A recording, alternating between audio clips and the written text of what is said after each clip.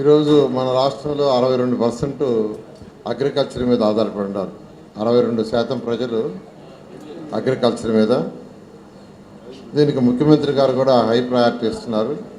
విత్తనాల కొరత, డిస్ట్రిబ్యూషను ఇబ్బంది లేకుండా చేయమన్నారు.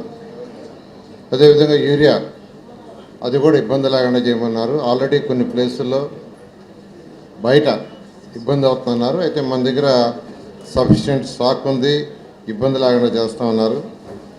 పంట పండిన తర్వాత అమ్మకాల విషయంలో ఇబ్బంది లేకుండా చూడమని చెప్పారు. ఖచ్చితంగా దాన్ని కూడా యాక్చువల్గా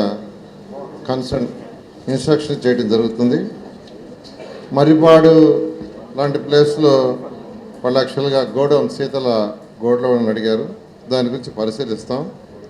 కావలి ఎమ్మెల్యే గారు కొబ్బరి చెట్లు పెంచితే దానివల్ల బాగా గ్రోత్ వస్తుంది, నా సొంత పొలంలో కూడా చేశాను ఎక్స్పెరిమెంట్గా అని చెప్పారు. దాన్ని కూడా పరిశీలించడం జరుగుతుంది.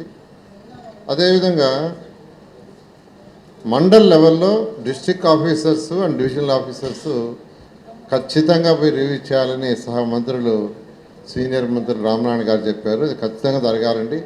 అది జరిగినప్పుడే ప్రజా సమస్యలు తీరుతాయి.